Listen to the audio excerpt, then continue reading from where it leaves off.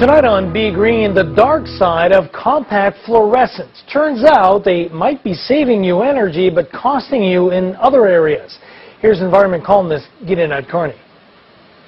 CFLs, or these curly light bulbs, have become the symbol of the green revolution. But they might not be such a bright idea. First of all, they contain mercury, which can make them dangerous if they break, and they're difficult to recycle. But now studies show that there may be even bigger consequences to your health.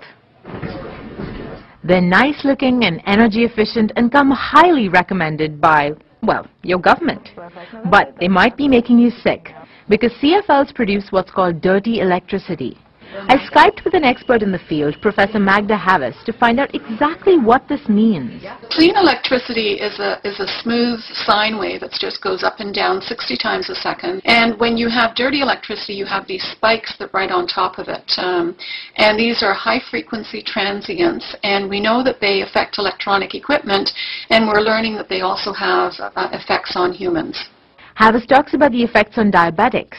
We can take a person who has a certain level of blood sugar, put them into an environment where they're exposed to dirty electricity or radio frequencies, and their blood sugar will begin to climb.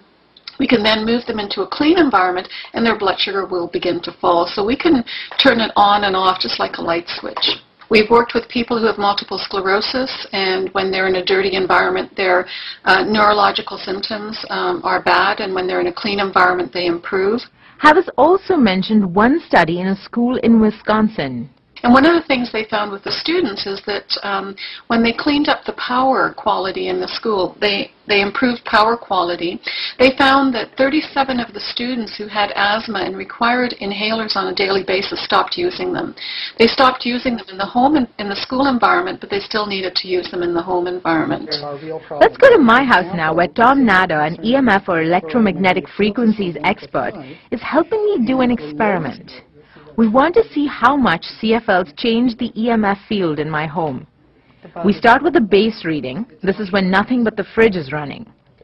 Then we try an incandescent bulb. No change. Ditto a halogen bulb.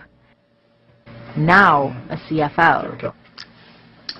Holy, even worse, the effect of CFLs is cumulative.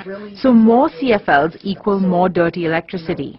The more CFLs you add throughout your house. And in a typical home, I counted in my home, I've got 50 light bulbs, right? And if I replace them all... Nader says there are viable options for those looking for safe energy efficiency.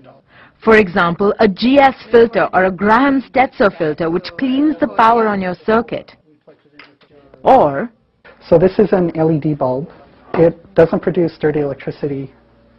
There's no mercury in them. Plus, they're the most energy-efficient bulbs on the market, and they last longer than your average CFL. Yeah. I've posted more information on my blog, including some of Dr. Havis's research. Log on to cbc.ca/Montreal@6 and look for the Be Green link. And I want to know, would you still buy and use compact fluorescent light bulbs, or will you bring them to a recycling center? Leave me a comment or call 514-597-5626. I'm Gideon Carney. Until next time, be green.